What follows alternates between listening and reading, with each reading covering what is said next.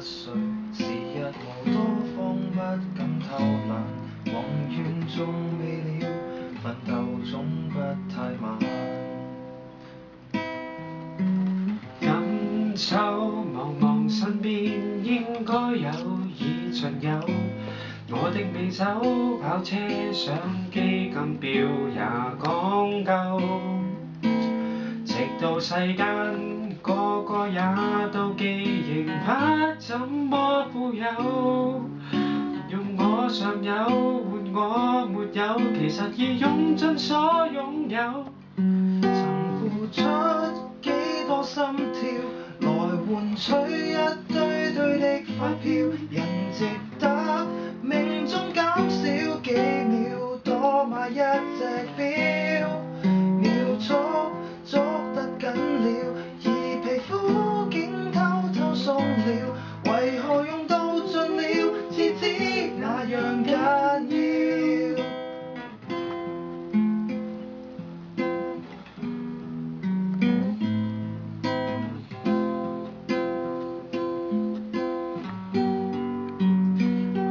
是無止境，活着多好，不需要靠物證，也不以高薪高職高級品博尊敬。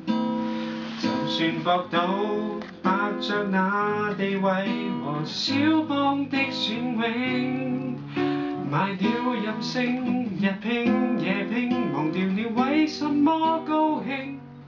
曾付出幾多心跳，來換取一堆堆的發票，人值得命中減少幾秒，多買一隻錶，秒速捉得緊了，而皮膚竟偷偷鬆了，為何用到盡了，至知那樣緊要。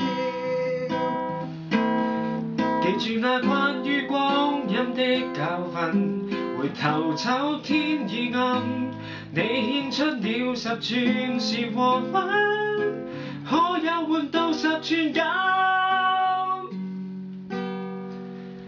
還剩低幾多心跳，人面跟水晶表面對照，連自己亦都分析不了，得到多與少，也許真的瘋了，那個導演多麼可笑，靈魂若變賣了，上臉也沒心跳。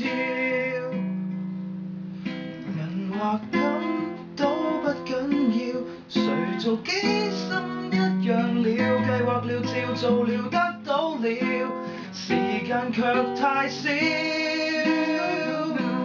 還剩低幾多心跳，還在數趕不及了，昂貴爛你啊！